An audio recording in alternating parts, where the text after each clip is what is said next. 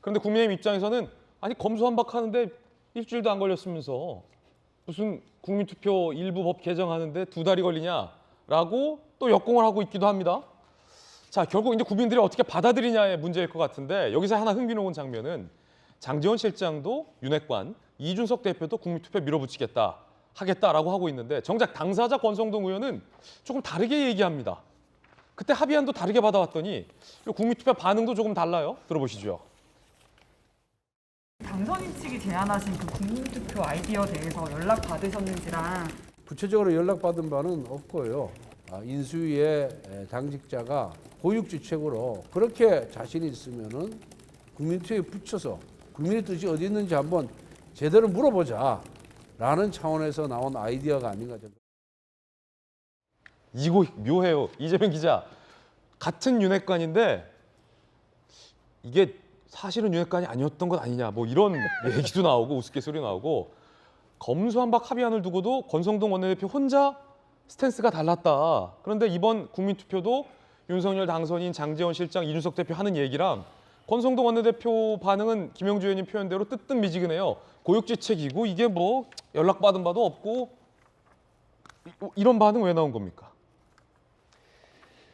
어쨌든 지금 상황 자체는 민주당의 폭주에 대해서 굉장히 국민의힘을 안 좋았었는데 권성동 원내대표가 중재안에 합의를 하면서 사실 분위기가 반전돼 버렸죠. 네. 어떻게 보면 민주당의 폭주의 명분을 줘버렸죠. 그런 점에서 지금 권성동 원내대표를 향해서 이렇게 당내에서도 많은 이제 비판이라든지 책임론이 나오고 있는 상황인데, 자, 이 상황에서 어떻게 보면 장제원 비서실장 쪽과 권성동 원내대표 쪽에 그 다음 스탠스가 전혀 상반된 겁니다. 그렇죠. 왜냐하면 자, 국민투표 붙인다는 건 이것은 강대강 충돌로 가는 거죠. 그야말로 양쪽이 다 지지층을 결집시켜서 자, 과연 국민이 무엇을 원하느냐 이걸 가지고 우리가 한번 대결을 펼치는 겁니다. 완벽하게.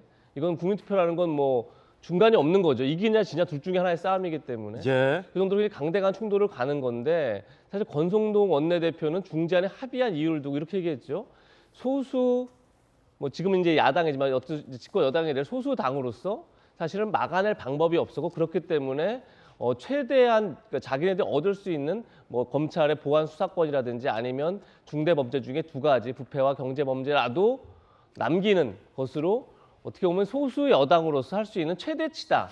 굉장히 어떻게 보면 힘없고 그다음에 어떻게 보면 약간 불쌍한 소수 여당의 원내대표의 스탠스를 유지했던 건데, 사실 장제원 원내대표가 꺼낸 국민투표 카드는 정반대입니다. 그게 강대강 충돌을 의미하는 겁니다. 비서실장. 그렇죠. 장제원 비서실장이 얘기한. 그렇기 때문에 만약 국민투표 카드를 정말 진정어리에 예. 꺼내고 간다면 어떻게 보면 권성동 원내대표가 책임을 지고 사퇴를 하고 물러나는 쪽으로 갈 수밖에 없는 상황이 될 수 있는 거죠. 왜냐하면 이건 더 이상 어떤 약자 프레임으로 약자 스탠스로 갈 수 없게 되는 거죠. 아니 그래서 지금 권성동 원내 표현에 따르면 당선인 측이나 어떤 쪽으로부터 연락받은 법 없다라고 했잖아요. 혹시 그래서 권성동 원내대표한테 연락 안 해준 겁니까? 연락을 안 해주진 않았겠죠. 우리 연락을 안 했다 하더라도 이미 뭐 속보가 다 나왔기 때문에 금방 알 수 있는 거죠. 근데 어쨌든 지금의 현 상황에 대한 양쪽의 어떤 스탠스는 다른 그런 미묘한 기류의 차이는 좀 느껴진다, 이렇게 볼 수 있을 것 같습니다. 예. 권 원내가 굳이 당선인 쪽으로부터 연락받은 거 없다라고 밝힌 이유도 또 뭔지 좀 궁금해요, 김병미 대변인. 왜냐하면 지금 현재 지난주 금요일 바로 이 정도 시간이었던 거로 기억을 하는데요. 중재안이 처리 통과되고 나서 주말 사이 여론이 안 좋았고 당선인과 모종이 어느 정도 교감이 있었냐. 그리고 나서 한동훈 후보자와 이준석 대표 간의 전화 통화가 있으니까 한동훈 후보자 전화 한 통화에 일이 바뀐 것 아니냐 등에 대해서 소위 말한 과거에 있었던 청와대 하명 프레임 등으로 옮아가는 것들에 대한 부담감이 당연히 상당했을 겁니다. 고민정 의원이 그거 주장했잖아요. 한동훈 네. 타노스설.